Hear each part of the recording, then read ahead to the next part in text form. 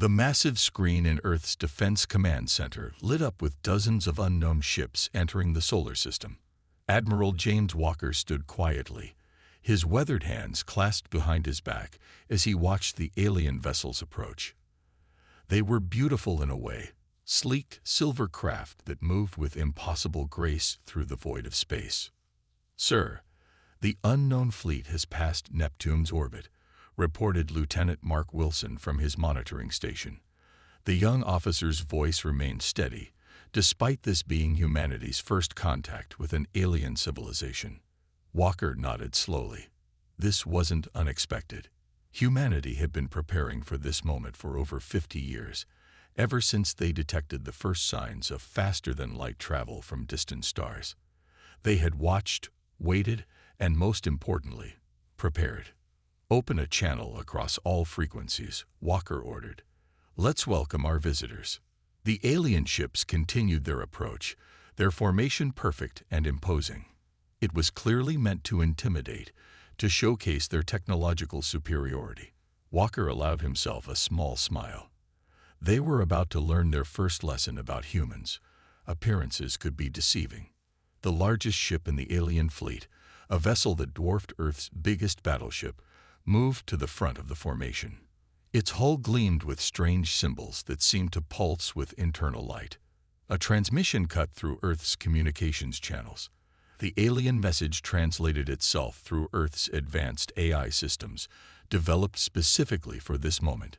"This is Ambassador Reed of the Galactic Empire," a smooth, almost musical voice announced. "Your world has been chosen to join our glorious empire. Resist, and you will be subdued. Accept, and you will prosper under our guidance."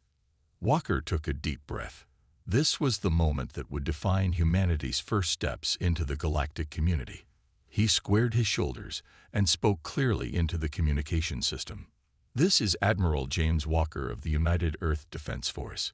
We appreciate your offer, but I feel it's my duty to give you a warning." He paused for effect. "You might want to reconsider this." Laughter echoed through the command center, alien laughter that sounded like tinkling crystal. "Admiral Walker," Ambassador Reed responded, amusement clear in their voice. "Perhaps you don't understand your situation. Our empire spans 10,000 worlds. Our technology is centuries beyond yours. Your entire defense fleet couldn't scratch the paint on one of our smaller vessels." Walker glanced at his second-in-command, Captain Tom Baker, who nodded slightly. Across the solar system, hidden stations and stealth platforms were quietly coming online, their sensors focused on the alien fleet. "Ambassador," Walker replied calmly, "we understand perfectly. But I don't think you understand us. Humanity doesn't want a war with your empire. We'd prefer peaceful contact and trade.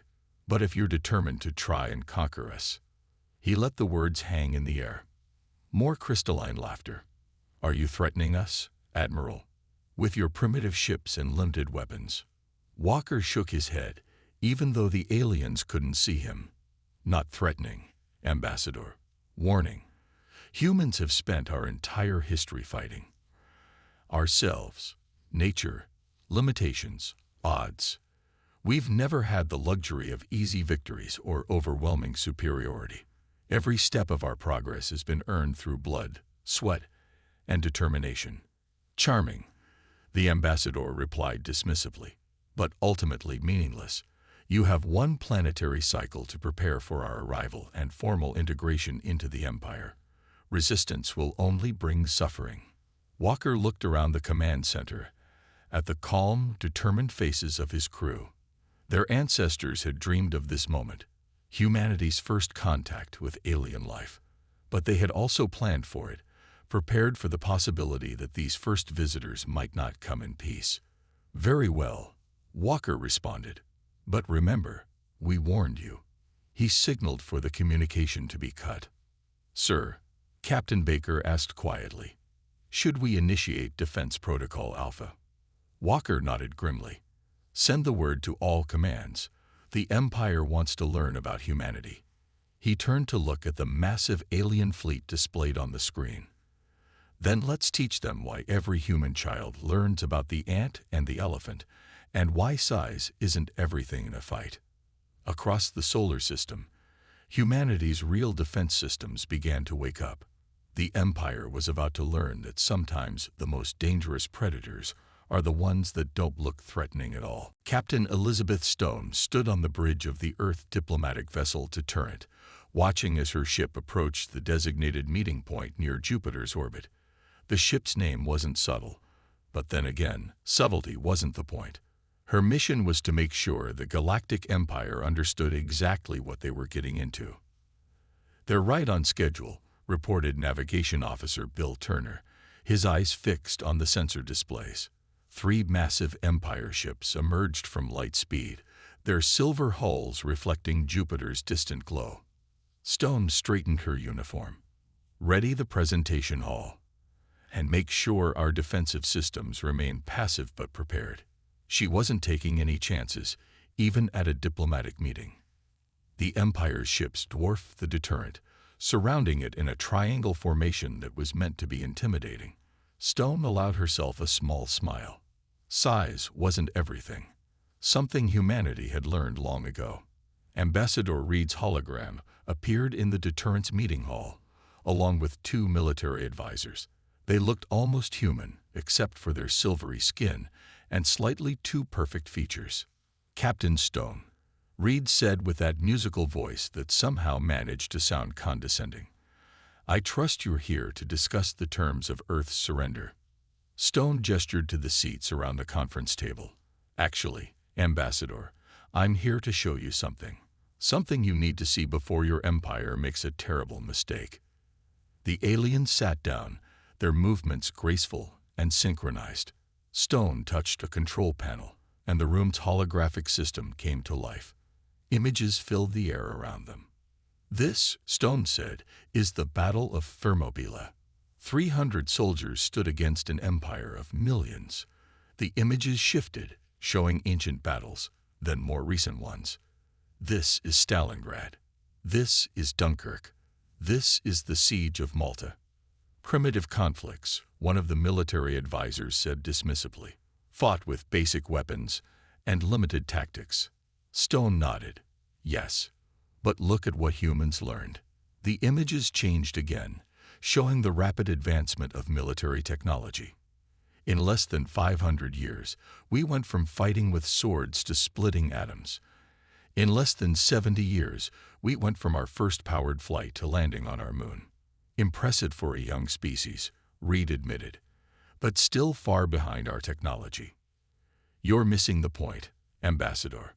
Stone brought up new images: Earth's modern military installations, defense systems, and fleet formations.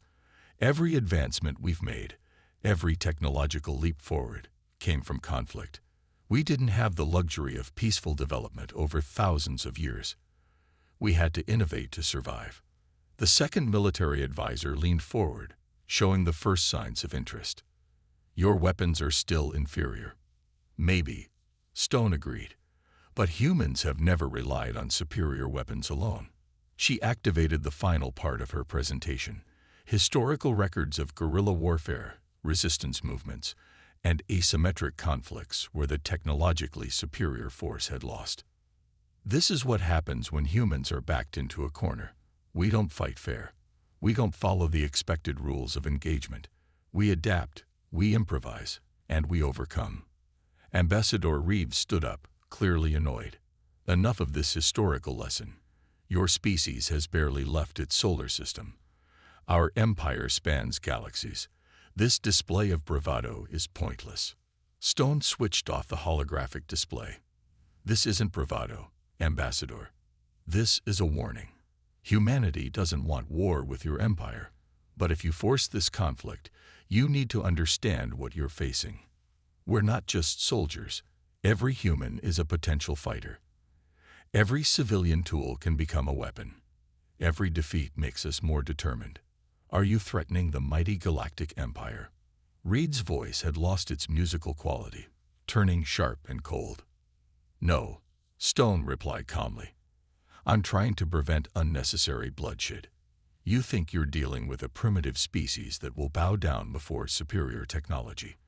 But you're actually poking a beast that has spent its entire existence learning how to fight and win against superior forces. The military advisors exchanged glances, but Reed waved them off. We will proceed with the integration as planned. Your species will learn its place, one way or another. As the Empire representatives disappeared, Stone shook her head. Computer, send a message to Earth Command. The Empire has chosen to learn the hard way. She looked out at the massive Empire ships surrounding her vessel. They would learn soon enough that humanity's greatest weapon wasn't their technology or their ships. It was their unbreakable will to survive and win, no matter the odds. Thomas Miller, commander of Earth's 3rd Defense Fleet stationed near Mars, watched as the Empire's warships dropped out of light speed. Their massive ships filled the viewport of his command center, their silver hulls reflecting the red glow of the Martian surface below. They brought 30 ships, reported his tactical officer, Jack Roberts. Each one is at least 3 times the size of our largest vessel. Miller nodded calmly. And how many of our ships can they see? Just the 5 decoy vessels, sir. They're positioned exactly as planned. The Empire's attack fleet moved forward with perfect precision, their formation flawless. They probably expected this to be a quick and easy victory. After all, they only saw 5 small human ships defending one of Earth's most important colonies. All hands, Miller spoke into the fleet-wide communication system. Remember your training. Remember what we are. We're not just soldiers. We're humans. And today, we teach the galaxy why that matters. The Empire's flagship broadcast its message across all channels. This is Battle Commander Owen of the Imperial Fleet. Surrender your colony or be destroyed. You have 5 minutes to comply. Miller smiled. The Empire still didn't understand. They saw human ships that looked primitive compared to their own. They saw what looked like a standard defensive formation, but they didn't see what was really waiting for them. Battle Commander Owen, Miller responded. This is Commander Miller of the Mars Defense Fleet. We decline your offer. He paused, then added, You should have listened to our warnings. The Empire ships opened fire. Their energy weapons lit up space with brilliant beams of destruction, all aimed at the 5 visible human ships. But something unexpected happened. Now, Miller ordered. The 5 human ships exploded, not from the Empire's weapons, but from within. The explosions released clouds of specialized particles that the Empire's sensors couldn't penetrate. And from this cloud, like wasps from a disturbed nest, emerged the real human fleet. 20 ships, emerging from stealth mode, Roberts announced with satisfaction. All weapons hot, the Empire fleet is blind in the particle cloud. Miller's real ships were smaller than the Empire's vessels, but they were built for one purpose, to fight dirty. They carried weapons specifically designed to target the weaknesses that human scientists had discovered in Empire technology during their years of secret observation. Launch the mining drones, Miller commanded. Hundreds of small, automated mining drones shot out from the human ships. In peacetime, they were used to break up asteroids for their minerals. Now, reprogrammed for war, they swarmed toward the Empire ships, like angry bees, their industrial strength cutting lasers burning through the enemy's beautiful silver hulls. Sir, they're trying to regroup, Roberts reported. Their formation is breaking. The Empire ships had never faced an enemy like this. Their perfect formation fell apart as they tried to deal with threats coming from all directions. Their advanced shields were useless against the mining drones, which were too small and numerous to target effectively. Launch Phase 2, Miller ordered. From the Martian surface, hidden silos opened. What looked like simple cargo containers shot upward, their outer shells burning away to reveal sophisticated missiles. The Empire's ships, already struggling with the drones and the particle cloud, never saw them coming. 3 enemy ships destroyed, Roberts announced. 5 more heavily damaged. He paused, surprise in his voice. They're retreating. Miller watched as the mighty Empire fleet, for the first time in 300 years, turned and fled from battle. Some of their ships limped away, their perfect silver hulls now scared and burning. "Send word to Earth Command," Miller ordered. "First engagement successful. The Empire just learned their first lesson about humanity. We don't fight fair, we fight to win." As the Empire ships disappeared into light speed, Miller looked at the damage reports. They had lost no ships, though several were damaged. More importantly, they had proven what humanity had been saying all along. Technology alone doesn't win wars. Innovation, adaptation, and the willingness to do whatever it takes to win. These were humanity's true weapons. "Sir," Roberts said quietly, "do you think they'll be back?" Miller nodded grimly. "Oh yes, but next time, they'll be scared. And a scared enemy is more dangerous than a confident one." He looked at his crew, seeing the determination in their eyes. "But that's okay. Because now they know, humans aren't just another species to conquer. We're their worst nightmare." Grand Marshal Robert Harris sat in his underground command center on Titan, Saturn's largest moon. To the Empire, this base didn't exist. According to their scans, Titan had nothing but research stations studying its methane lakes. They were about to learn how wrong they were. "All sleeper cells report ready, sir," announced Communications Officer Jane Porter. Her fingers moved quickly across the holographic display, showing green lights from dozens of locations across nearby star systems. Harris nodded slowly. "Send the activation code." Sleeping giant wakes. Across 300 light-years of space, hidden human bases came to life. While the Empire had been focused on Earth's solar system, humanity had already spread far beyond it, preparing for this very moment. "Sir, first reports coming in," Porter said, excitement in her voice. "Base Alpha on Proxima Centauri confirms activation. They've already disabled 2 Empire supply ships that never saw them coming."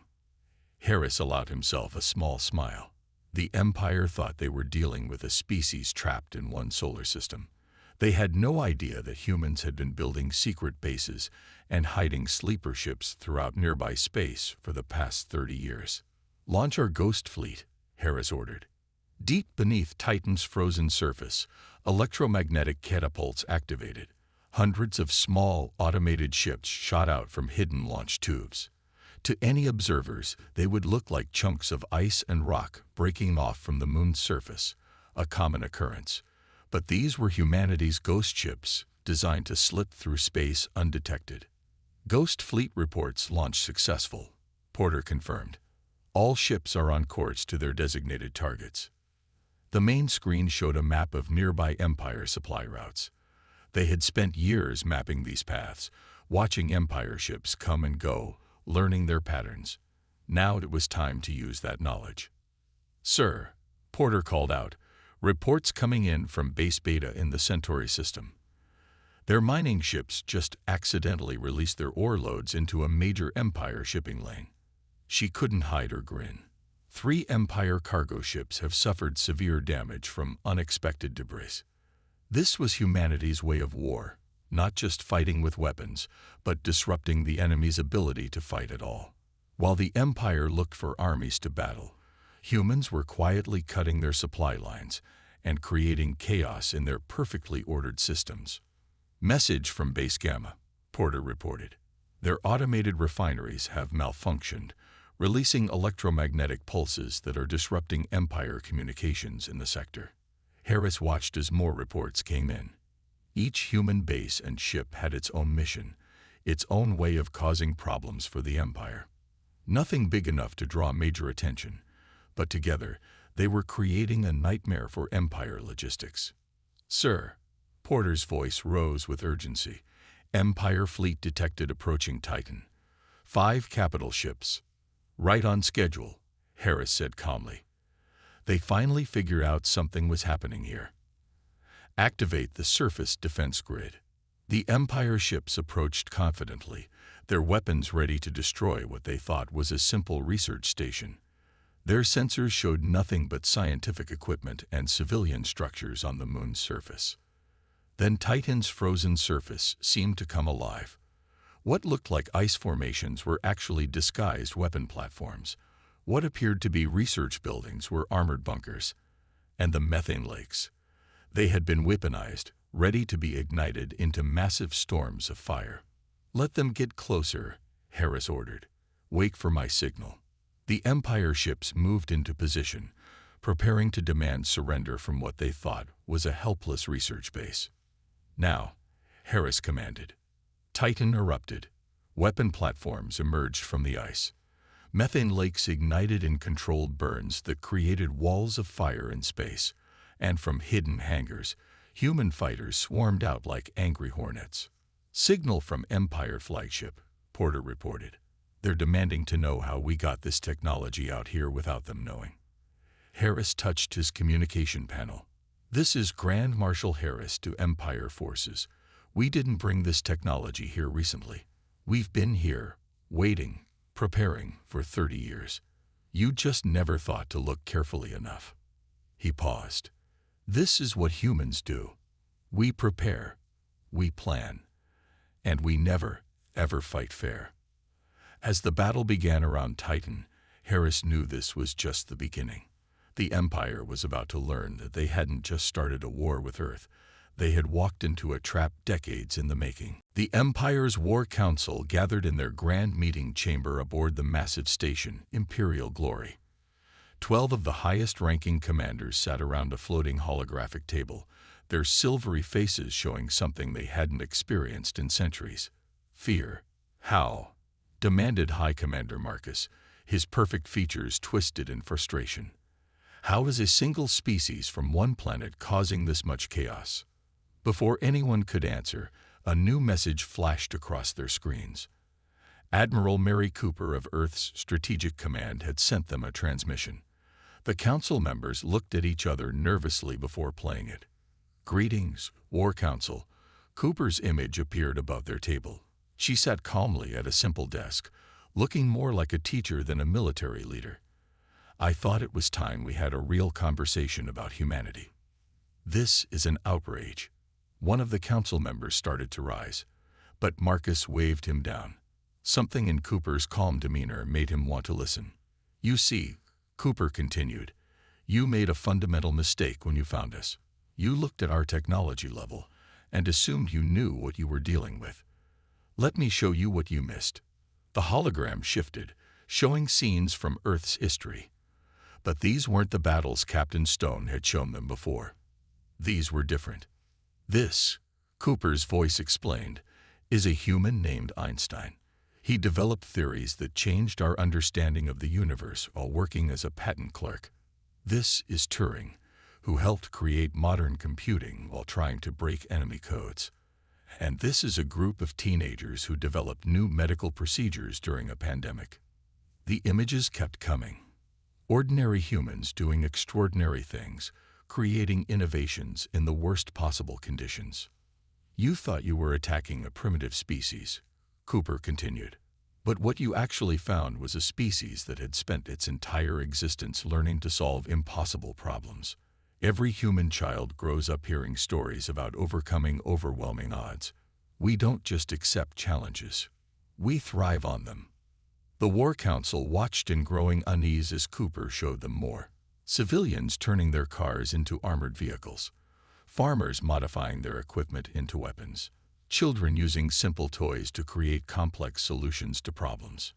"Your empire grew through overwhelming force," Cooper explained. "You never had to innovate under pressure. You never had to find creative solutions because you always had the superior position.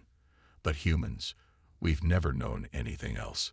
A new set of data appeared, showing the damage humans had caused to the Empire's operations. Supply lines disrupted by seemingly random accidents. Communication networks failing due to unexpected interference. Strategic positions compromised by what appeared to be civilian mining operations. "This isn't just warfare," Cooper said. "This is human nature. We don't just fight with weapons. We fight with our minds, with our creativity, with everything we have." Every human is a potential soldier, every tool a potential weapon, every defeat a lesson to learn from. High Commander Marcus leaned forward, studying the data. Impossible, he whispered. These tactics, they're not following any known military doctrine. Exactly, Cooper nodded. We don't follow doctrines. We adapt. We improvise. We overcome. Your empire has spent centuries perfecting one way of warfare. Humans have spent their entire history learning to fight in every way possible. She leaned closer to the camera. And here's what really should frighten you. We're just getting started. Every time you think you've figured out how we fight, we'll change the rules. Every time you adapt to our tactics, we'll create new ones. The transmission ended, leaving the War Council in stunned silence. Finally, Marcus spoke. We've made a terrible mistake, haven't we? One of his advisors nodded slowly. Sir, our latest reports show that human tactics are spreading. Other species in the Empire are learning from them, starting to question our authority. If we don't find a way to contain this... Marcus stared at the data still floating above the table. For the first time in his long life, he felt something he'd never experienced before. Doubt. The Empire had awakened something they didn't understand. And now they were facing an enemy that didn't just fight to win. They fought to prove that impossible odds meant nothing to them. Commander David White watched from his small command post, hidden inside an asteroid, as the Empire's patrol fleet passed by. They were looking for military bases, warships, and soldiers. That's why they would never find him or his people. All mining ships in position, reported his second-in-command, Paul Green. They think we're just civilian miners working the asteroid belt. White nodded, a slight smile on his weathered face. Begin Operation Rockslide. Across the asteroid belt between Mars and Jupiter, dozens of mining ships activated their equipment. To the Empire sensors, it looked like a normal day of asteroid mining. But these weren't normal miners anymore. Sir, Green called out, Empire ships are entering the kill zone. The mining ships had spent months carefully adjusting the orbits of hundreds of asteroids. Now, as the Empire fleet passed through what they thought was a safe corridor, those carefully positioned rocks began to move. Activate the gravity nets, White ordered. Hidden devices attached to key asteroids powered up, creating artificial gravity fields. What had looked like random space rocks suddenly became guided missiles, all converging on the Empire ships from different directions. The Empire fleet realized too late what was happening. Their advanced shields were designed to stop energy weapons and missiles, not massive asteroids moving at high speed. 3 ships were destroyed before they could react. Second wave, begin harvesting operations, White commanded. More mining ships moved in, their industrial cutting beams, designed to break up asteroids for mining, now slicing through the damaged Empire ships. The Empire's commanders had never thought to defend against mining equipment. Sir, Empire reinforcements incoming, Green reported. 5 heavy cruisers. White smiled. Activate the dust clouds. This was his favorite part. For months, his teams had been grinding asteroids into fine dust, storing it in special containers throughout the belt. Now, that dust was released in massive clouds. The Empire ships charged in, their sensors blinded by the thick dust. They didn't see the simple platforms hidden in the clouds, platforms loaded with old-fashioned, chemical-powered rockets. Sometimes the oldest weapons worked best, especially when the enemy expected only high-tech attacks. They're starting to figure it out, Green said, watching as the Empire ships tried to retreat. But the dust is in their engine intakes now. White nodded. The dust wasn't just rock. It contained special minerals that would play havoc with the Empire's advanced engines. Another idea borrowed from Earth's old warfare tactics. Sand in the gears could stop even the most advanced machine. Message from the civilian mining colony on Ceres, Green reported. They're ready for Phase 2. The civilian colony was anything but. Every miner there was a trained soldier. Every piece of mining equipment could be converted into a weapon. When the Empire ships retreated there for repairs, they would find themselves walking into another trap. Begin the jamming operation, White ordered. Hundreds of small drones, disguised as debris, activated electromagnetic pulse generators. The Empire's communications went dark. Their perfect formation broke apart as ships lost contact with each other. "Sir," Green said with pride, "the Empire ships are withdrawing from the entire asteroid belt. They're marking it as a no-go zone." White looked at his display, showing the retreat of the mighty Empire forces. They had just lost control of a strategic zone to what they thought were simple miners.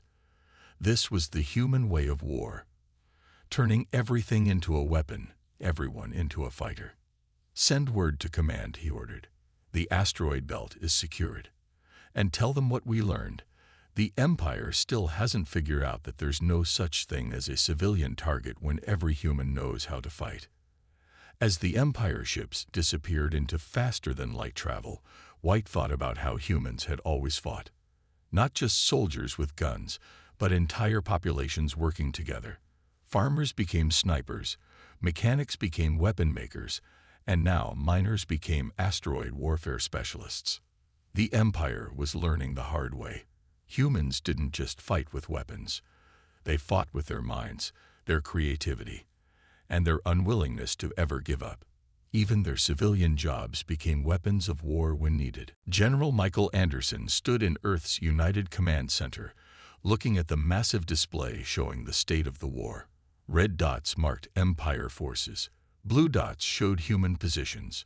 But what really mattered were the green dots, showing all the places where Empire ships now refused to go. "The asteroid belt is completely avoided by their ships now," reported Colonel Lisa Brown, pointing to one such green zone. "They've also declared the entire Kuiper Belt a restricted zone after what our deep space miners did to their patrol fleets." Anderson nodded. The Empire had lost more ships to mining accidents and navigation hazards than to actual battles. They were learning that fighting humans meant fighting everyone, not just soldiers. "What's the status of their main fleet?" he asked. "Still gathered at their forward base near Alpha Centauri," Brown answered. 90 capital ships, the largest fleet they've assembled in 500 years. But she smiled slightly. "They haven't moved in 3 days." Anderson understood why. The Empire's commanders had finally realized something important. They didn't know what they were fighting anymore. Every tactic they tried was countered. Every advantage they had was turned against them. Their perfect formations were disrupted by seemingly random events that couldn't possibly be accidents. "Sir," Brown called out suddenly, "we're receiving a transmission from the Empire's High Command. They're requesting to speak with Earth's leadership." "Put them through," Anderson ordered, straightening his simple uniform. The holographic image of High Commander Marcus appeared, his silver features showing clear signs of stress. Gone was the perfect, confident pose he had shown in earlier communications. "General Anderson," Marcus began, his musical voice slightly strained, "our forces have spent 3 months trying to subdue your species. We have lost more ships, resources, and personnel than in the last century of maintaining our empire." Anderson waited quietly. "Let them say what they came to say." "Our analysts have studied every engagement," Marcus continued. "Do you know what they discovered? There is no pattern to your attacks, no standard doctrine to your tactics. Every time we adapt to one strategy, you switch to something completely different." "That's the human way," Anderson replied simply. "We don't fight to match a doctrine. We fight to win." Marcus nodded slowly. "We found records of your conflicts. Your people fought 6 major wars in the time it takes our species to build one starship. You developed more weapons in the last century than we have in a millennium. And worse," he paused, "you seem to enjoy solving impossible military problems." Anderson allowed himself a small smile. "We tried to warn you. Remember, right at the start, we told you to run." "Yes," Marcus agreed. "We didn't understand then. But we're starting to now. Your Admiral Cooper showed us something frightening. You don't just fight wars. You rewrite the rules of warfare itself. Every human seems capable of becoming a warrior. Every tool can become a weapon. Every defeat just makes you more determined.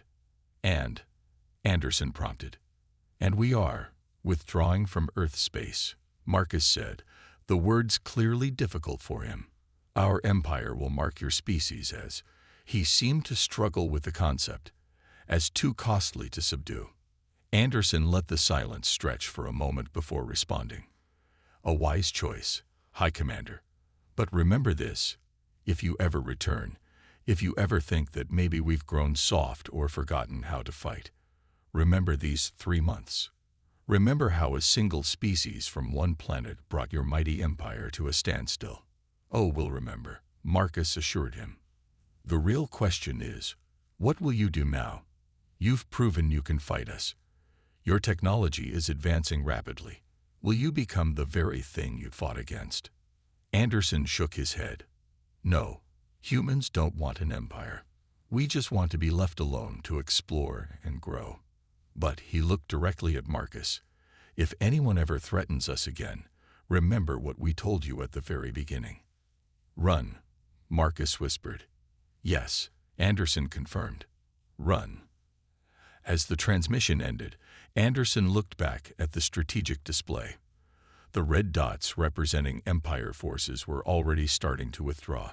Humanity's first interstellar war was ending, not with a massive final battle, but with a simple truth. Sometimes the most dangerous species isn't the one with the biggest ships or the most advanced weapons, but the one that never, ever stops finding new ways to fight back.